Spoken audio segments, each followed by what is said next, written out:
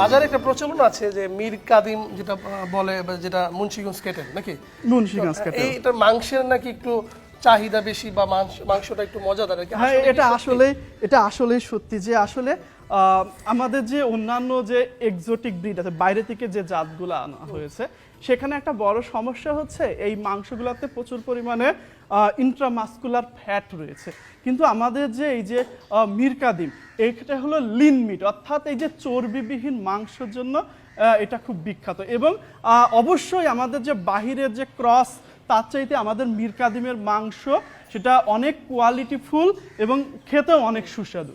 আচ্ছা, এই দেশি গরুতে এবারে যে দুধ পাওয়া যাচ্ছে কেমন?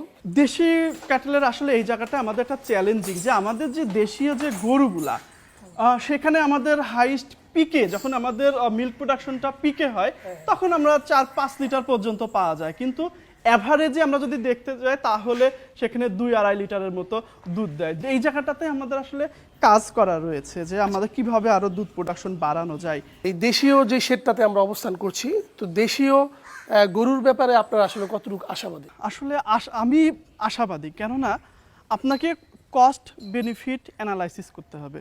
আপনি একটা গরুকে জাস্ট শুধু ঘাস খাওয়াচ্ছেন, অল্প কিছু ইনপুট দিয়ে তার থেকে যদি 4-5 লিটার দুধ পান এবং প্রতি বছর যদি একটা করে বাচ্চা পান, সেইটা কতটুকু আসলে লাভজনক। আবার আপনি একটা বিদেশি জাত যেটাকে আসলে খাবার খরচ, হ্যাঁ, আপনি একজন গরিব কৃষককে দিচ্ছেন যার হলো প্রতিদিন 500 টাকা তার ইনকাম, ওই গরুটা বিদেশি জাত যদি তাকে দেওয়া হয় বা ক্রস জাত যদি দেওয়া হয়, তার যদি খাবার খরচ যদি আপনার 150 থেকে 200 টাকা হয়, তাহলে সে নিজে খাবে কি, গরুকে খাওয়াবে কি?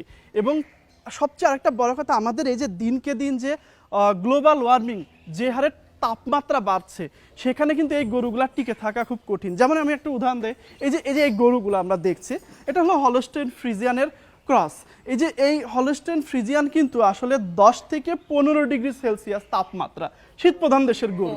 তাহলে এই যে তার যে মেইনটেনেন্স, আমার একজন খামারি সেই গরু যদি তাদের দেই, তাদের এসি লাগবে, কিন্তু আবার দেখা যাবে যে এই যে গরমের সময় তাদের প্রোডাকশন, দুধের প্রোডাকশন ড্রাস্টিক্যালি ফল, অর্থাৎ দেখা যায় যে কি মানে 70% পর্যন্ত দুধ প্রোডাকশন কমে যায়, তারা পেন্টিং শুরু হয়, হঠাৎ করে গরু মারা যায়। সুতরাং এই সকল বিষয় বিবেচনা করে আমাদের দেশীয় যে গরুগুলো আছে সেদিকেই কিন্তু আমাদের যেতে হবে।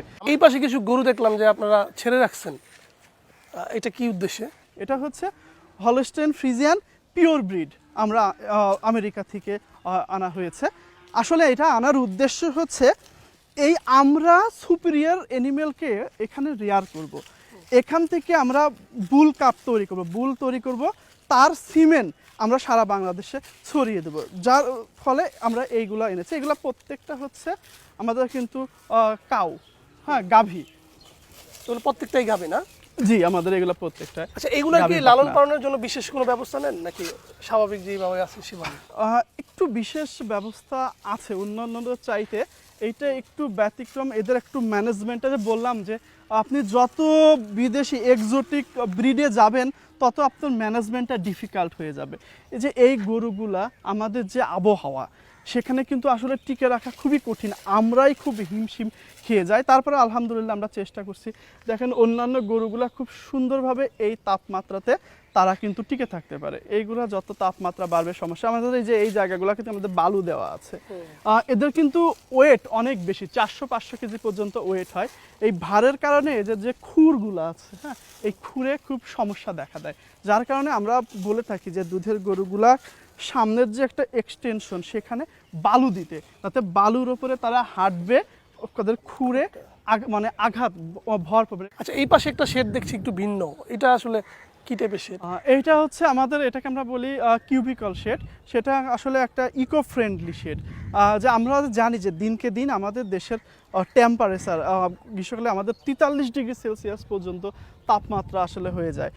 সেই ক্ষেত্রে আমাদের যে গরুগুলো এই তাপমাত্রায় আসলে টিকে থাকা খুব কঠিন। এই জন্য আমরা সাধারণত আমাদের যে গরুগুলার শেড সেইগুলো 8 থেকে 10 ফিট হাইট হয়ে থাকে। আমরা যদি এই শেডগুলো দেখি তাহলে এগুলার হাইট হচ্ছে প্রায় 15 ফিট, হ্যাঁ, প্লাস, অর্থাৎ অনেক উঁচু। ফলে হচ্ছে কি সূর্যের যে তাপমাত্রা রেডিয়েশন এইটা উপরে চলে যাচ্ছে গরুর পর্যন্ত, হ্যাঁ, তার হচ্ছে বডি পর্যন্ত আসে, কিন্তু সেটা খুবই কম। এই জন্য আমরা বলি এটা এনভায়রনমেন্টাল ফ্রেন্ডলি, ইকো ফ্রেন্ডলি একটা শেড।